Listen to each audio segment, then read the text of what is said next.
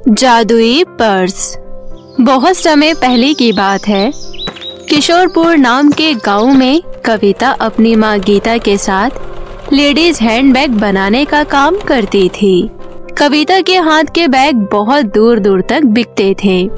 कविता को अपने काम से बहुत प्यार था। वो हमेशा बैग की नई नई डिजाइन के बारे में सोचती रहती थी।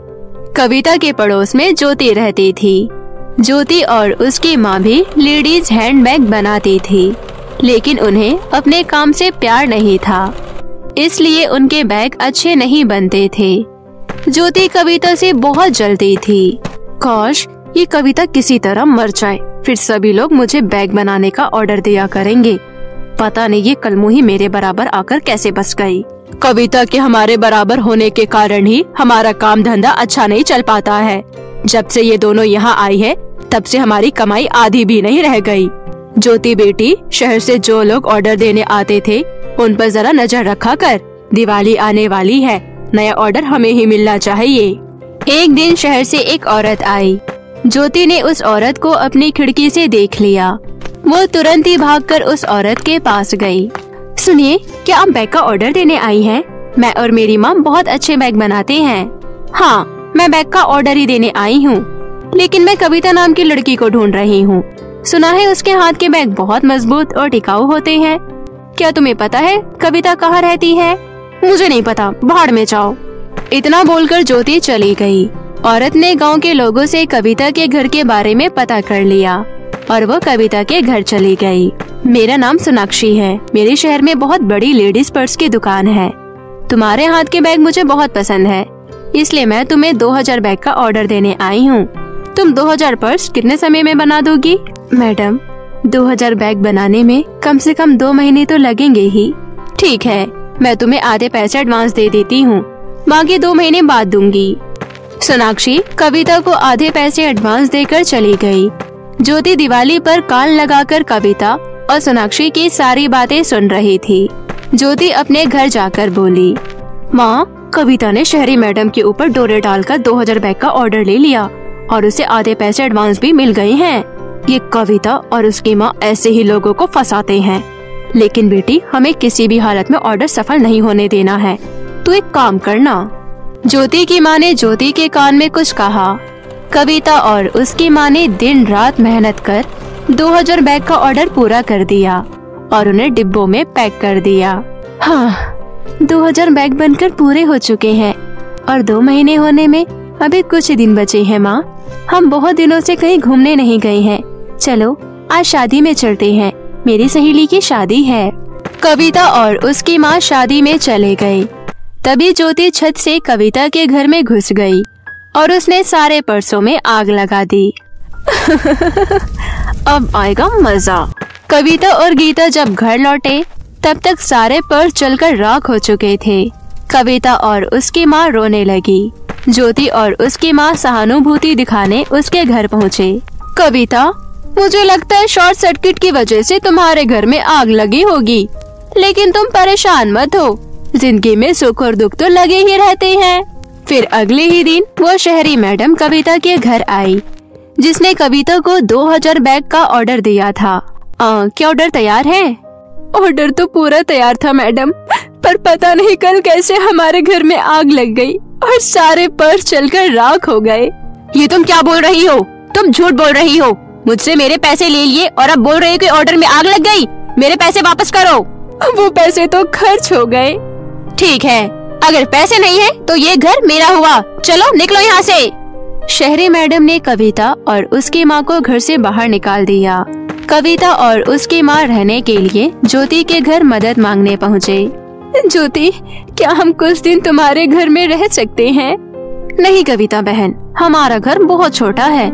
हम तो इस घर में मुश्किल से रह पाते हैं और फिर कल हमारे घर में ढेर सारे मेहमान भी आने वाले हैं, इसलिए हम तुम दोनों को अपने घर में नहीं रख पाएंगे। मैं तुम्हें एक सलाह देती हूँ कि तुम ये गांव छोड़कर किसी सस्ते गांव में चली जाओ और यहाँ कभी लौट के मत आना। ये गांव तुम दोनों के लिए शुभ नहीं है। कविता और उसकी माँ बेघर होकर भटकने लगे। माँ, जंगल में चलते हैं, मुझे बहुत तेज भूख लगी है।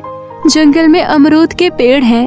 कविता और उसकी माँ जब जंगल पहुँचे तो उन्होंने देखा कि एक साधु महाराज जंगल में बैठे तपस्या कर रहे हैं। तुम दोनों कौन हो और इस जंगल में क्यों भटक रहे हो?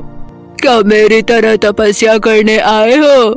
नहीं बाबा, हम बेघर होकर भटक रहे हैं। कविता ने साधु को सारी बात बताई। साधु को कविता पर बहुत तरस आया। तो तुम दोनों किस्मत के मारे हो, लेकिन तुम चिंता मत करो, मैं तुम्हें कुछ देता हूँ। साधु ने अपने चमत्कारी शक्तियों से कविता को एक लेडीज पर्स दिया। इस पर्स से तुम जितना चाहो उतने सोने के सिक्के निकाल सकती हो। ये जादुई पर्स है। उस जादुई पर्स की मदद से कविता ने न केवल एक घर खरीदा, बल्कि शहर में एक लेडीज पर्स की दुकान भी खोल ली। उधर ज्योति और उसकी माँ बहुत खुश थे। उनका कविता से पीछा छूटा। कविता और उसकी माँ न जाने कौन से सड़े से गांव में बसे होंगे। उन दोनों के भविष्य को मैंने पूरी तरह बर्बाद कर दिया। हाँ बेटी, तू बहुत होशियार है। उन दोनों के जाने के बाद हमारी कमाई बढ़ने लगी है। लेकिन एक बार ज्योति और उसकी माँ शहर गई तो कविता की शानदार दुकान देखकर हैरान रह गए। ज्योति की माँ बोली, अरे हम दोनों तो सोच रहे थे कि ये दोनों बर्बाद हो गए होंगे, लेकिन ये तो शहर में दुकान खोलकर बैठे हैं। इनके पास इतना पैसा कहाँ से आ गया? जरूर कुछ तो गड़बड़ है।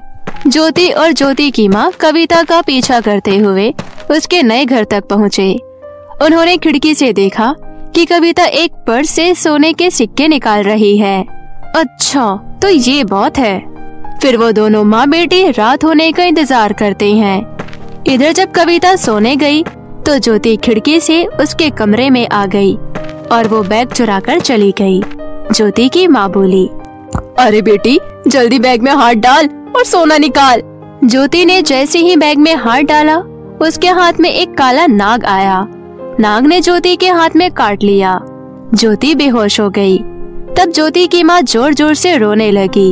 हाय, अरे अरे मेरी बेटी को बचाओ! अरे मेरी बेटी को सांप ने काट लिया है! अरे कोई तो मेरी बेटी को बचाओ! शोर सुनकर कविता घर से बाहर आई। अच्छा, तो तुम लोगों ने जादुई बैग चुराया है? हाँ बेटी, हमें माफ कर दो। हमने ही तुम्हारे ऑर्डर में आग भी लगाई थी। मैं तुम्हारे हाथ जोड़ती हूँ, मेरी बेटी को बचा लो बेटी। कविता ने ज्योति को कार में बिठाया और हॉस्पिटल ले गई। बहुत मुश्किल से ज्योति की जान बच पाई और अब ज्योति को होश आया तो ज्योति बोली, मुझे माफ कर दो कविता, मुझे अपनी करने का फल मिल गया।